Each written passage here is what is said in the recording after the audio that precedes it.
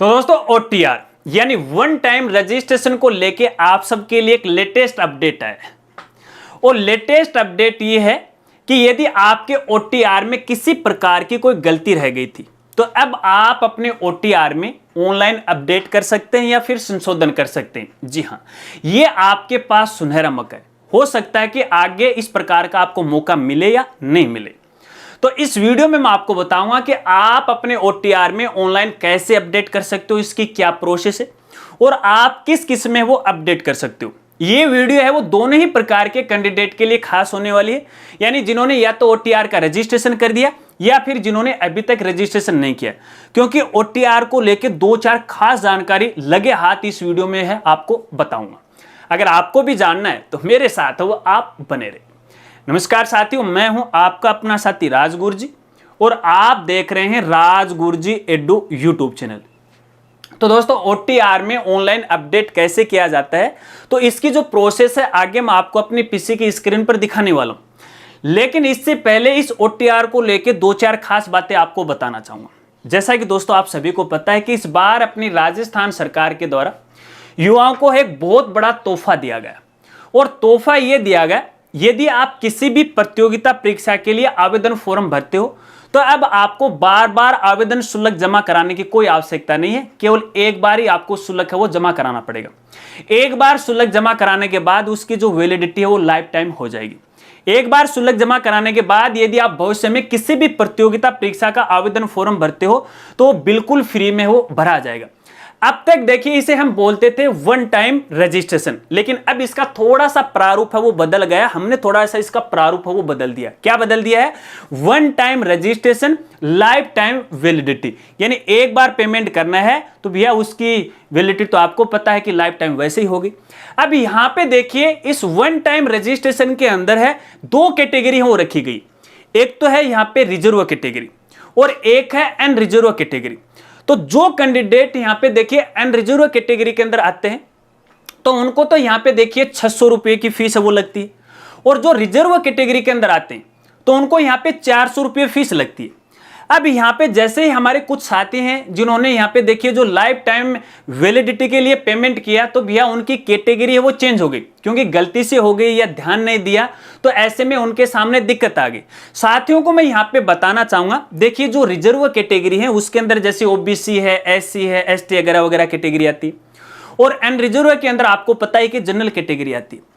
लेकिन गलती से कुछ साथियों ने क्या किया कि जो यहां पे रिजर्व कैटेगरी थे उन्होंने अनरिजर्व में है वो फॉर्म भर दिया और पेमेंट भी जमा करवा दिया।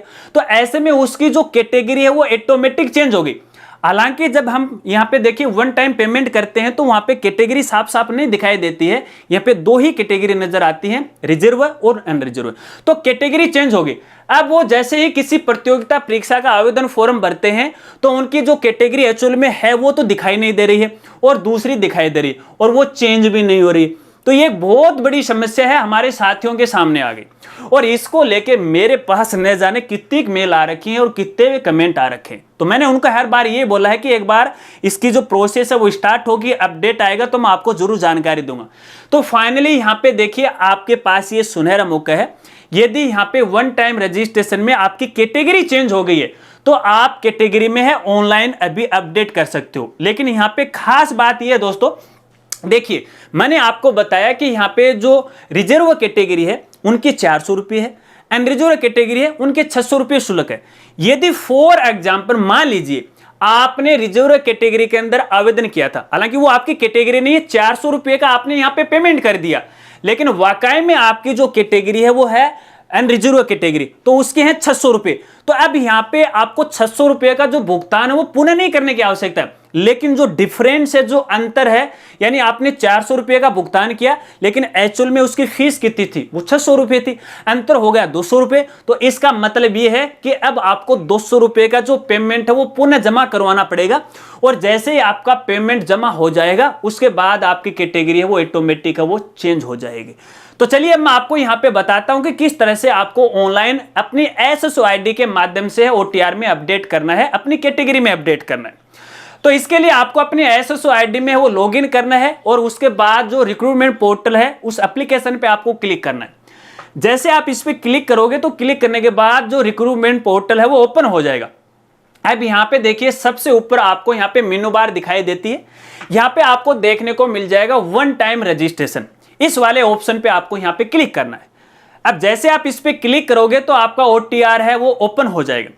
ओपन होने के बाद लास्ट में आपको आना है और यहाँ पे देखिए एक सेक्शन आपको दिखाई देगा पेमेंट का, ठीक है। इस सेक्शन के आगे लास्ट में आपको एडिट का ऑप्शन मिलेगा, इस वाले ऑप्शन पे आपको क्लिक करना है। अब जैसे आप इस पे क्लिक करोगे तो फिर से आपके सामने एक पॉपअप है वो आएगा। अब यहाँ पे आपकी जो सही कैटेगरी है वो सिलेक्ट कर लीजिएगा, रिजर्व है या फिर अनरिजर्व है। ध्यान से करना, एक बार अपडेट करने के बाद दोबारा आपको ये मौका वो नहीं मिलेगा। अपनी कैटेगरी चेंज करने के बाद यदि यहाँ पे पेमेंट बन रहा है तो आप ऑनलाइन पेमेंट है वो कीजिएगा। अगर पेमेंट नहीं बन रहा है तो आप सीधा इसको है वो अपडेट है वो कर दीजिएगा, आपकी कैटेगरी है वो अपडेट हो जाएगी। अब यदि यहाँ पे आपका पेमेंट बन रहा है तो भैया आपको पेमेंट करना पड़ेगा, उसके बाद है आपकी कैटेगरी है वो चेंज होगी। तो फिलहाल की स्थिति के अंदर देखिए ऐसे ही आपको अपडेट करना है। लेकिन दोस्तों यहाँ पे चलते चलते एक और जानकारी आपको बताना चाहूंगा। देखिए फिलहाल की स्थिति में इस OTR में केवल अपनी जो कैटेगरी है रिजर्व है और अनरिजर्व है इसमें ही अपडेट हो रहा है। बाकी यदि यहाँ पे देखिए आपके नाम में, माता पिता के नाम की स्पेलिंग में, आपकी DOB में है किसी प्रकार की कोई गलती है तो उसमें है फिलहाल अपडेट नहीं हो रहा है। और इसको लेके आपको खास चिंता भी नहीं करनी है, क्योंकि वैसे भी जो संबंधित डिपार्टमेंट है अपडेट करने का अवसर है वो दिया जाता है। जब अपडेट आएगा तो आने वाली वीडियो के अंदर मैं आपको जरूर जानकारी दूंगा। लेकिन यहाँ पे देखिए आपकी जैसे जन्म तिथि है, आपके माता पिता का नाम है, जब आप किसी भी भर्ती प्रतियोगिता का आवेदन फॉर्म भरोगे ना तो ऑटोमेटिक आ जाएंगे। तो इसका मतलब ये नहीं कि यार मेरी डिटेल तो गलत है तो मैं आवेदन फॉर्म भरूं ही नहीं, आपको आवेदन फॉर्म भरना है, क्योंकि फॉर्म अपडेट करने का मौका है वो भी संबंधित डिपार्टमेंट के द्वारा समय समय पे वो दिया जाता है। तो अब जैसे इसके बारे में आगे और कोई नया अपडेट आएगा तो इसके बारे में मैं जरूर जानकारी दूंगा। फिलहाल की स्थिति में आप अपनी कैटेगरी वो चेंज कर लीजिएगा। अगर वीडियो जानकारी आपको अच्छी लगी हो तो यार वीडियो को लाइक करना और अपने दोस्तों के साथ वो शेयर करना, ज्यादा से ज्यादा शेयर करना, है ना। आपके जितने भी सोशल मीडिया प्लेटफॉर्म है उन पर जरूर शेयर करना, क्योंकि ये जानकारी है अभी तक हमारे साथियों को पता नहीं है। और ऐसे में देखिए मेरे पास बहुत ज्यादा क्वेरी आ रही थी, तो इसलिए आप सभी से मेरा निवेदन रहेगा, रिक्वेस्ट रहेगा कि इस वीडियो को है आप जरूर शेयर कीजिएगा, ताकि यार उनकी मदद हो जाए और वो माइंडली डिस्टर्ब है वो नहीं रहे। तो मिलते हैं फ्रेंड्स अगली एक नई वीडियो के साथ, तब तक के लिए जय हिंद, जय भारत।